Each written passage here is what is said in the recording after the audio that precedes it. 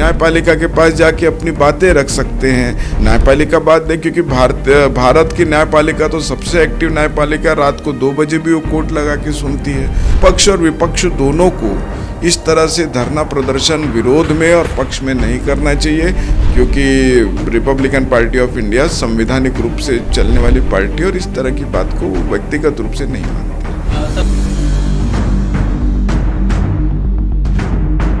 नमस्कार, आप सभी दर्शकों का CNN चैनल में स्वागत है। आज इस वक्त मौजूद है मुंबई में और हमारे साथ RPI पार्टी के राष्ट्रीय उपाध्यक्ष कृष्णमिलन शुक्ला जी है।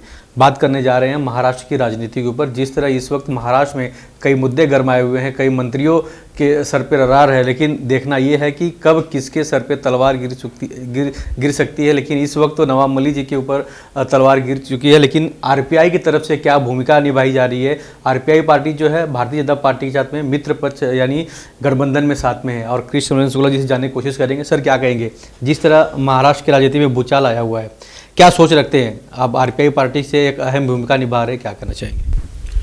देखिए, अभी जो फिलहाल अगर आप बात कर रहे हैं कि एनसीपी के जो नेता नवाब मलिक हैं उनके ऊपर जो FIR रजिस्टर हुआ था, जो अरेस्ट हुए हैं, तो इसको राजनीतिक भूचाल नहीं मानना चाहिए, क्योंकि ये राजनीतिक से प्रेरित FIR नहीं है।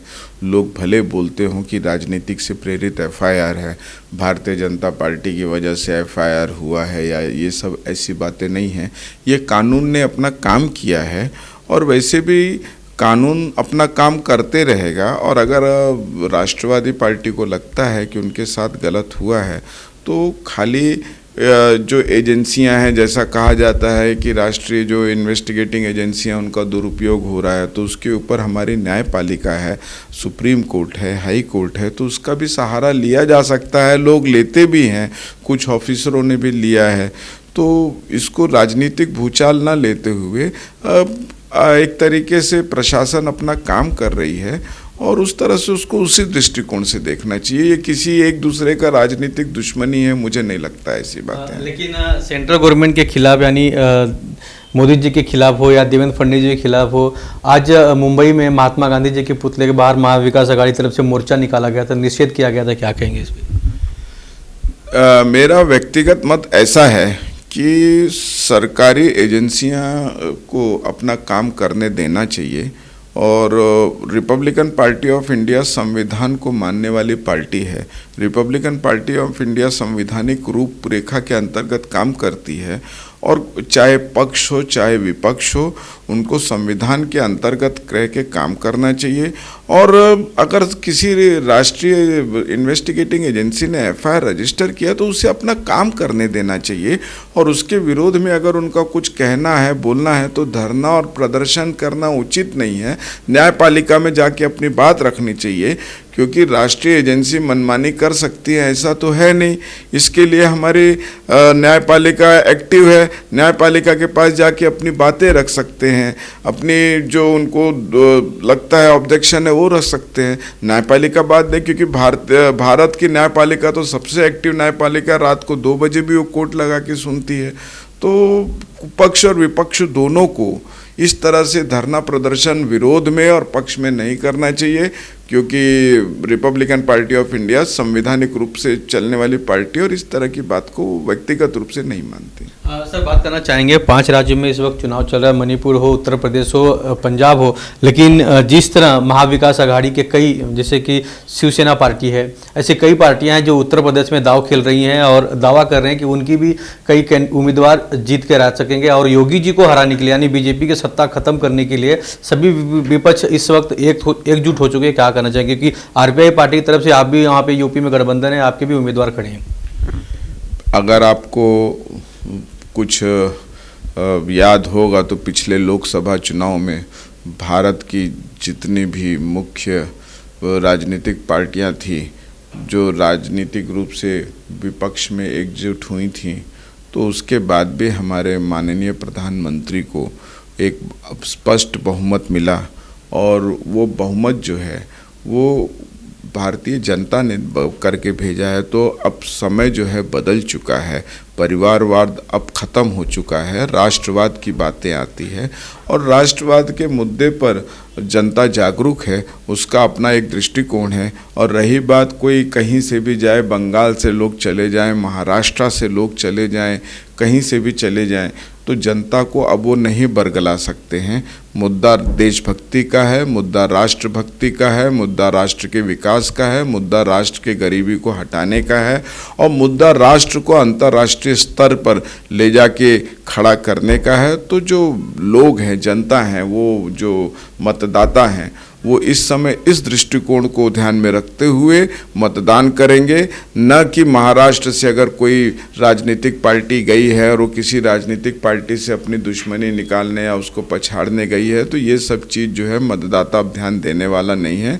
मतदाता राष्ट्र के बारे में सोचता है, मतदाता विकास के बारे में सोचता है, मतदाता अपनी उन्नति के बारे में सोचता है और उसका अपना दृष्टिकोण स्पष्ट है।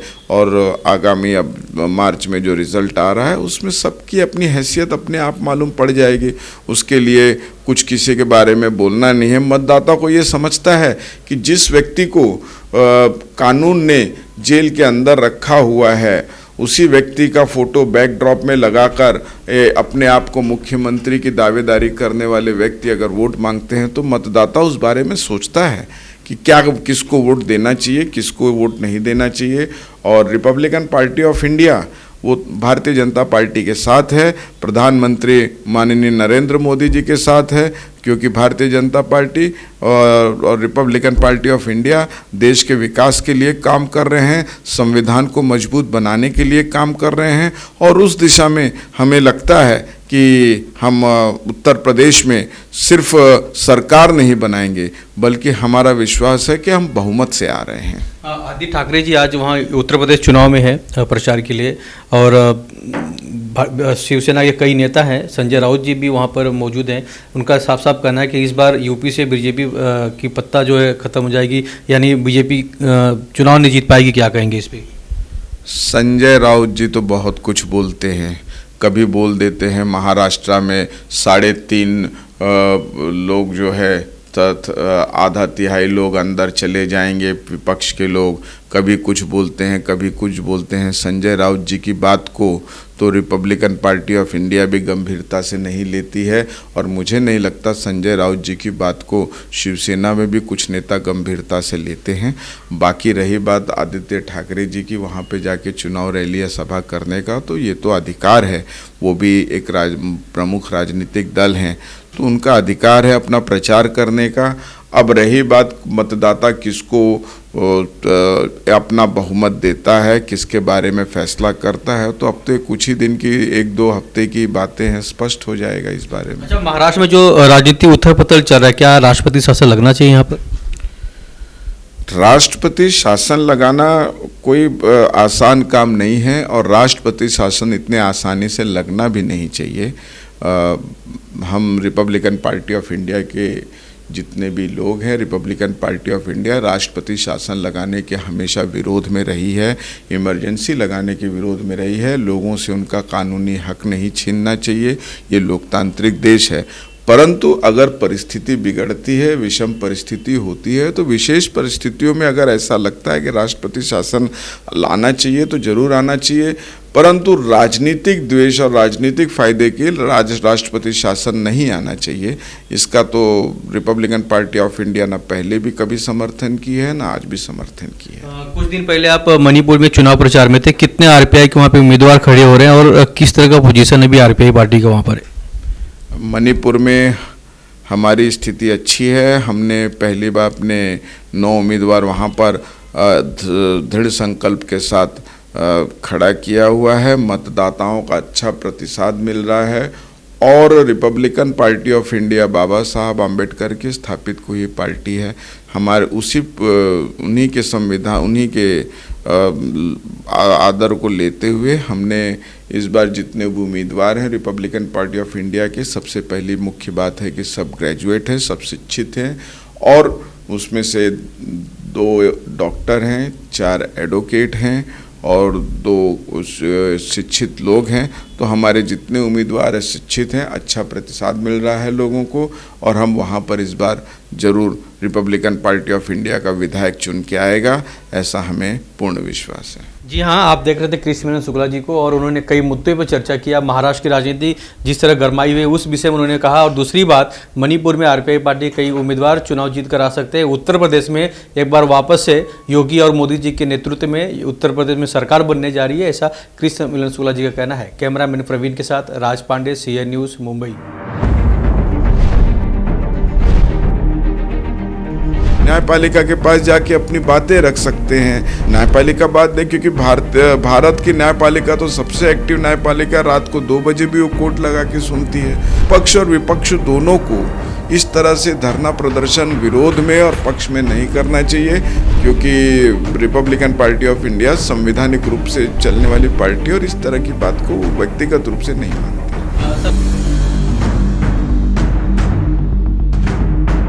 CEN न्यूज, देश प्रदेश की ताजा तरीन खबरों के लिए CEN न्यूज को सब्सक्राइब करें और रहें पल पल की खबर से हर पल बाखबर।